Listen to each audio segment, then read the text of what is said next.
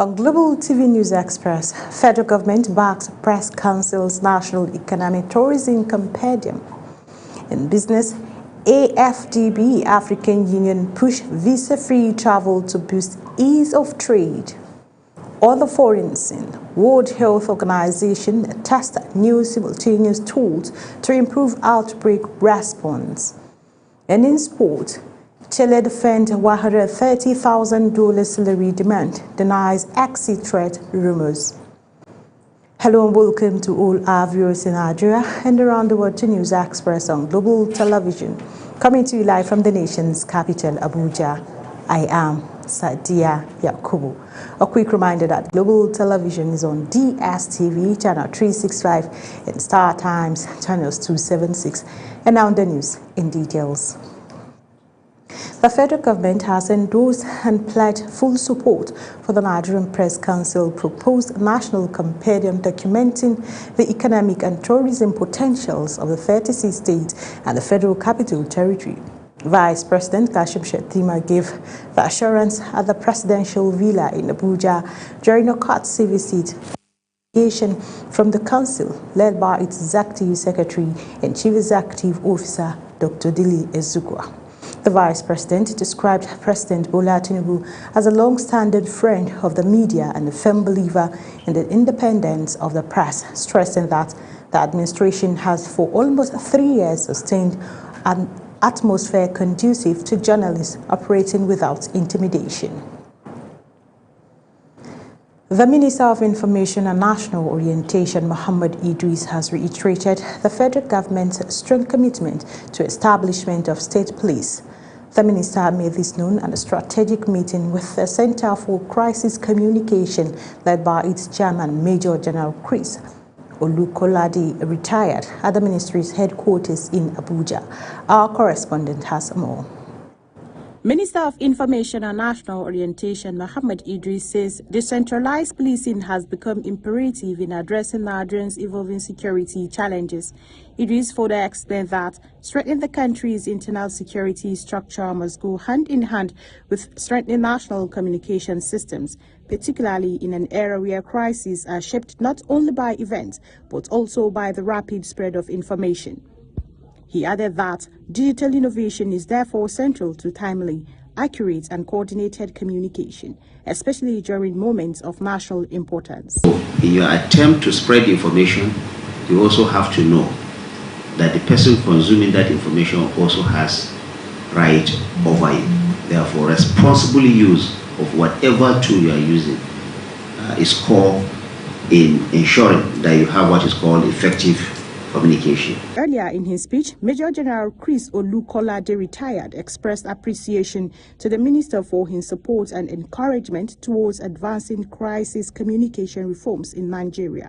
He appealed for the minister's endorsement of the proposed National Crisis Communication Hope and Performance Index framework, which he described as critical to real-time monitoring, to coordinated responses to misinformation, and to strengthen institutional accountability.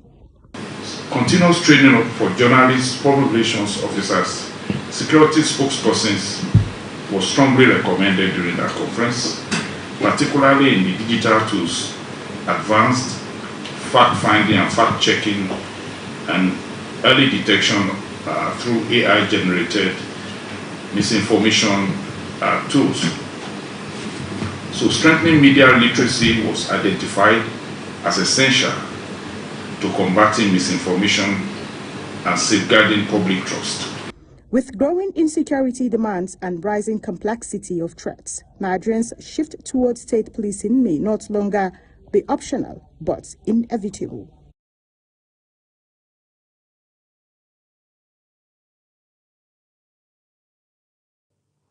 Chairman of the Independent National Electoral Commission, INEC, Professor Josh Amopitan, has reaffirmed his commitment to strengthen Nigeria's democratic process through inclusivity, transparency, and deployment of technology.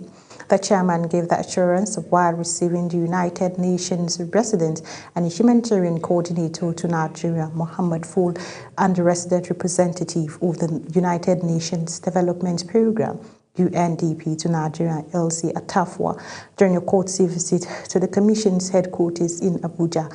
Samuel Odi has more. The chairman, Independent National Electoral Commission, Professor Josh Amopitan, emphasized that INEC remains focused on improving electoral integrity through continuous reforms, stakeholders' engagement, and effective use of technology in election management. He noted that inclusivity remains a key pillar of the Commission's mandate, particularly in ensuring greater participation of women, youth, and persons with disability in the electoral process. The chairman, INEC, also acknowledged the long-standing partnership between Nigeria and the United Nations, describing the collaboration with the United Nations and UNDP as instrumental in strengthening democratic institutions, capacity building, and electoral reforms. It is important not just to build capacity for fair and free election. It is also important to ensure that the elections are credible because of the link between election and development. Africa suffers underdevelopment, and that has also affected our electoral processes. The United Nations Resident and Humanitarian Coordinator to Nigeria, Mohammed Fall, commended INEC for its efforts in consolidating democracy in Nigeria, stressing the UN's commitment to supporting credible electoral processes as a foundation for peace, stability, and development. And for this reason, we want to express our prayer, express our wish for you and the entire Commission and to succeed in the endeavor which is yours and for which, as I said earlier, not only as United Nations or not only as in West Africa, but I can say Africa at large and the world is looking up to you. Also speaking, the United Nations Development Programme Resident Representative Elsa Atafwa reiterated the agency's readiness to continue providing technical and institutional support aimed at enhancing electoral transparency, accountability, and citizen participation. Nigeria, as you may know, is also providing great leadership through His Excellency the President through a program called the Regional Partnership for Democracy, which I think recently the African Union summit, the government through the foreign minister was there talking about the need for democracy to be homegrown in Africa. The visit underscores ongoing cooperation between INEC and international development partners in promoting democratic governance in Nigeria, highlights continued collaboration between INEC and United Nations as Nigeria prepares for off-cycle elections in June and August 2026 and the general elections in 2027, with renewed assurance that transparency, inclusivity, and credibility will remain at the heart of the country's democratic journey. Samuel Odi for Global Television News.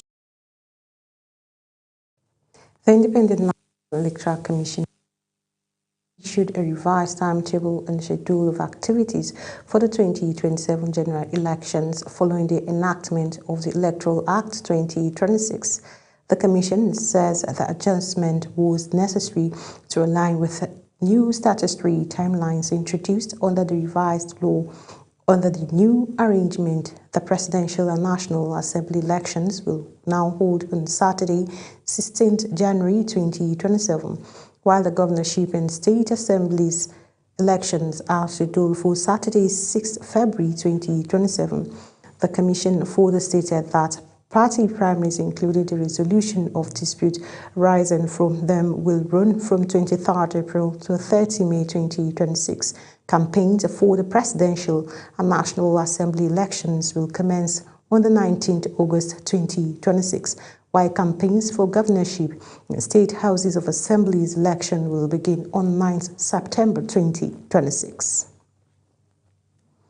Away from that story, the Benue State government has launched a comprehensive peace and reconciliation strategic plan, calling on stakeholders to adopt community-driven initiatives to promote peace, social cohesion, and security of lives and properties. The unveiling took place at the Benue Peace Summit held at the Government House at Makurdi. Our correspondent Felicity Nderi reports.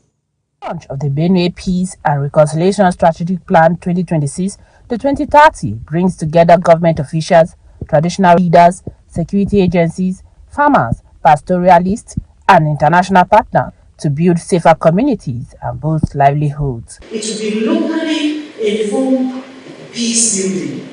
It will no longer be we take from abroad and bring to the state. Governor Hyacinth Alia, represented by his deputy, Sam Ode, described the strategic plan as a product of wide consultations across critical sectors of society. At the heart of this strategic plan is a bold, achievable vision. And the vision is a peaceful, secure, and stable Benue, where communities coexist in harmony, conflicts are resolved through dialogue and justice, and development can thrive for all.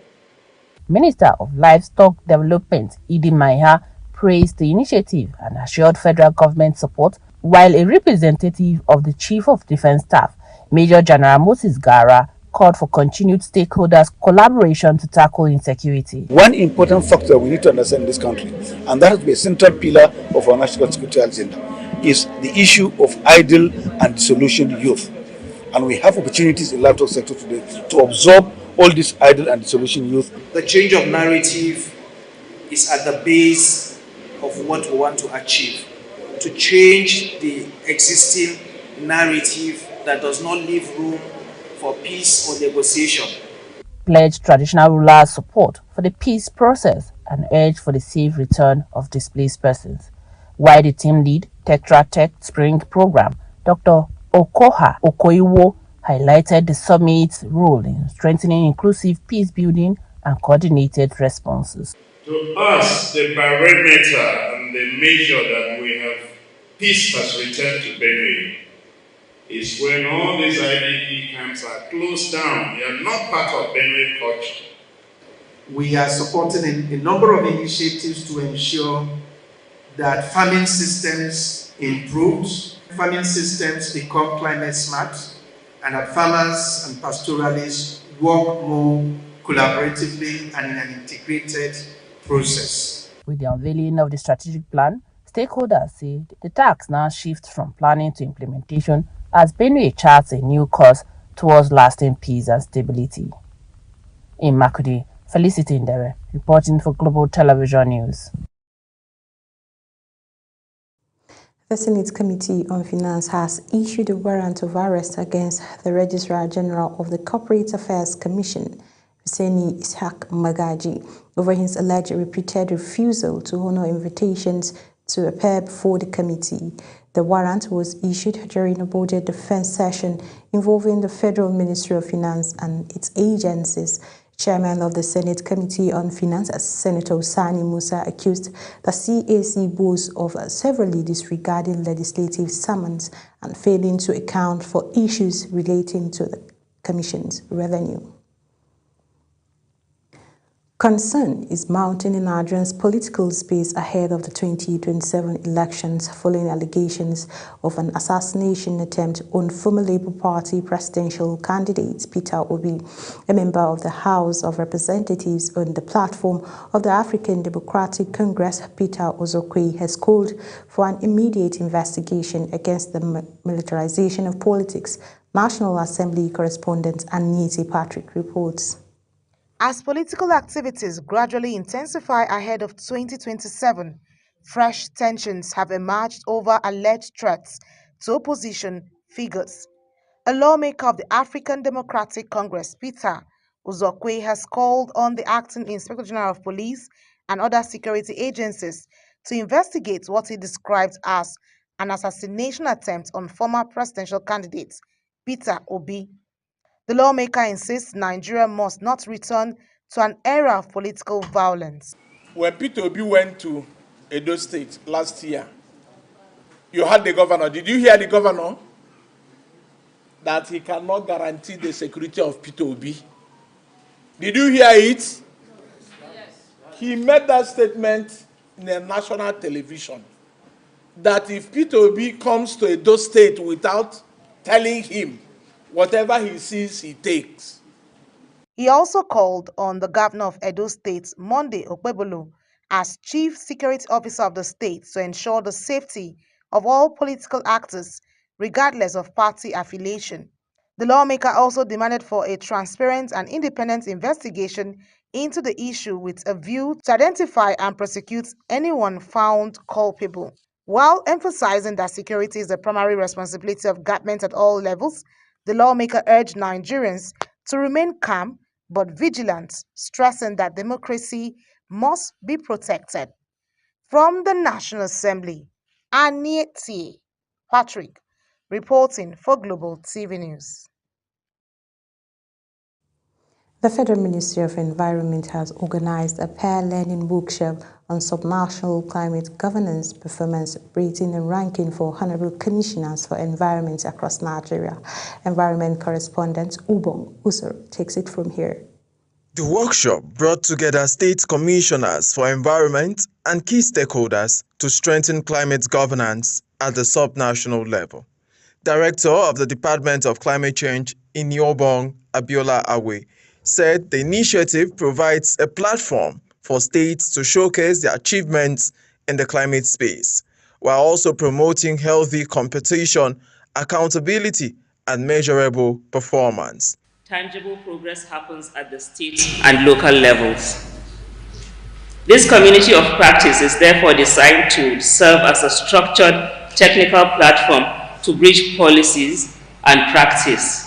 The training was facilitated by Professor Chukwu Okereke, Executive Director of Partnership for Agile Governance and Climate Engagement, PACE, who highlighted practical framework for assessing climate performance and strengthening institutional capacity at the state level. Our policies about climate change have focused on the national level, and for a very long time, states were ignored. The Society for Planet and Prosperity, in collaboration with the Department for Climate Change, Federal Ministry of Environment, came up with a unique initiative to promote climate action at the state level. The chairman of the Environment Commissioners Forum of Nigeria, Nura Kazore, and Commissioner for Environment Jigawa State commended the ministry for convening the workshop, describing it as timely and impactful. At the end of this, we should have a tailored training program as part of capacity building. One, we are expecting a trust-based networking amongst us that will be relating very well.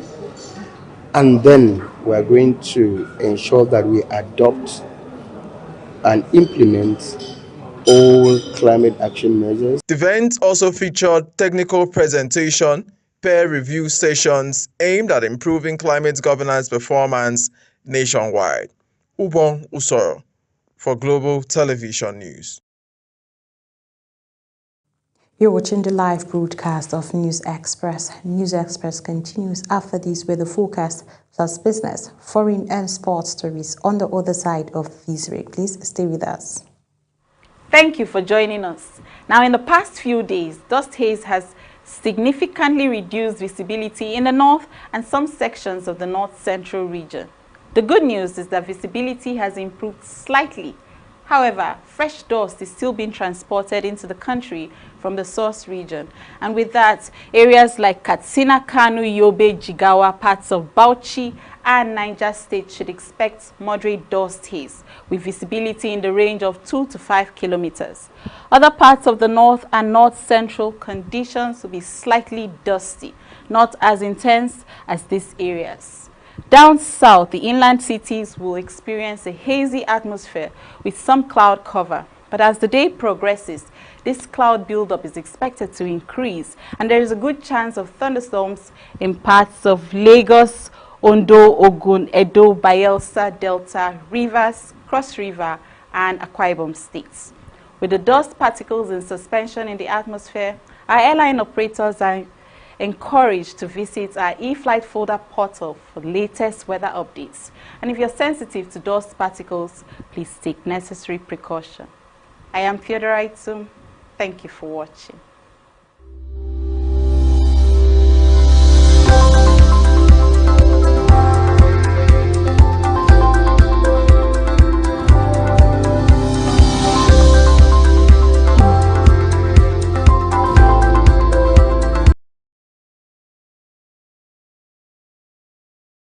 Welcome back from that short break. And in business news, the federal government says it will spend over 21 billion naira on the first phase of the Nigerian Airspace Management Agency headquarters in Abuja.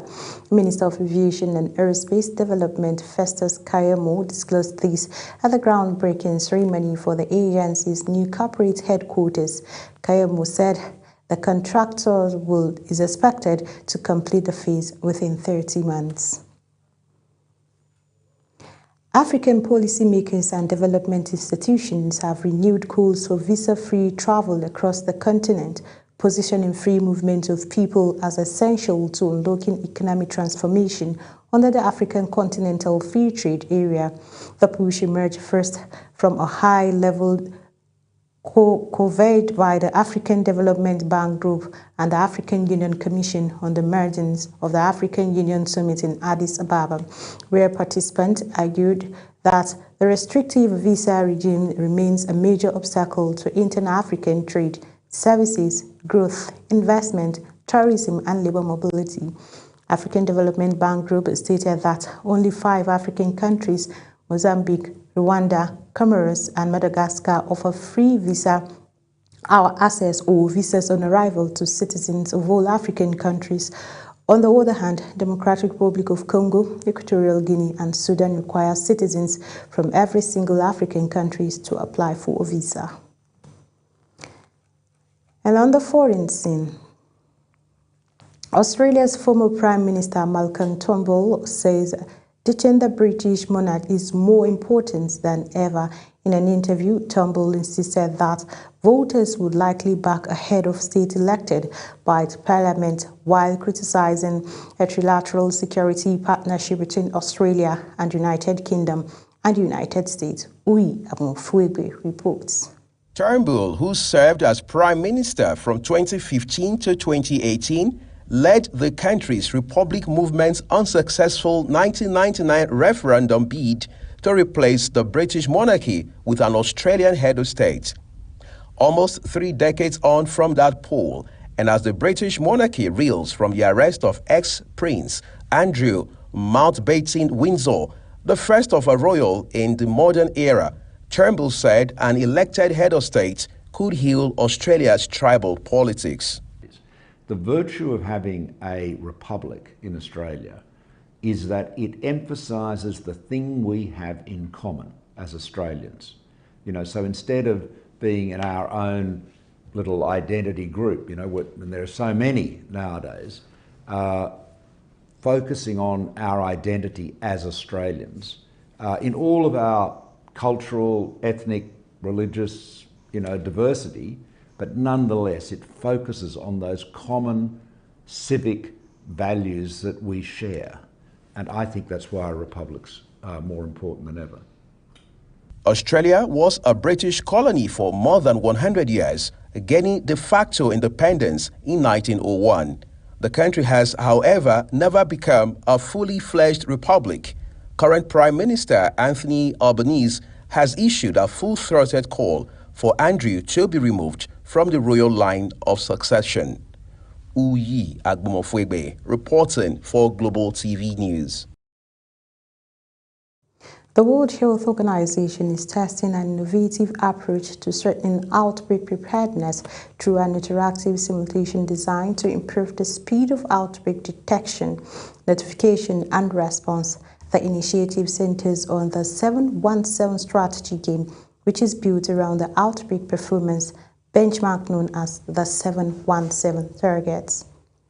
And in sport, Super Eagles coach Eric Chelle says his demand for an increase in salary is aimed at improving his working conditions, while dismissing claims that he is threatening to quit his role with the Nigerian Football Federation over the new term. In a recent leaked document, Chelle tabled new terms before the NFF, including an increase in his monthly salary from $50,000 to $13,000, which would also cover his assistance. Prior to this, he had been linked with the French club, while some African countries such as Tunisia, Angola, and his former employers Mali were reportedly interested in him following Nigeria's third-place finish at the 2025 African Cup of Nations in Morocco.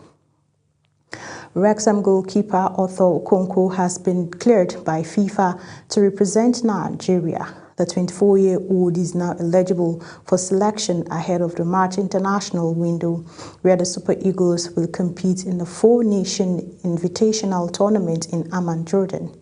Nigerian faced Iran on March 27 before taking on host Jordan 4 days later at the Amman International Stadium. The team is expected to camp on March 24th. As Global TV News Express comes to an end, here is a recap of our top stories.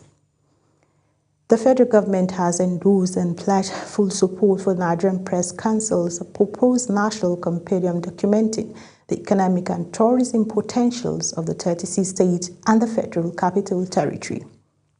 In business, the federal government says it will spend over 21 billion naira on the first phase of the Nigerian Airspace Management Agency. On the foreign scene, the World Health Organization is testing an innovative approach to strengthening outbreak preparedness through an interactive simulation design to improve the speed of outbreak detection, notification, and response. And in sports, Super Eagle coach Eric Chellis says his demand for an increase in salary is aimed at improving his working conditions, while dismissing claims that he is threatening to quit his role with the Nigerian Football Federation over the new terms. And that's it on News Express. A quick reminder that Global Television is on DSTV channel 365 and Star Times channels 276. Kindly follow us across all social media platforms now showing on your screen using that Global TV NG. I am Sadia Yakubu saying thank you for watching.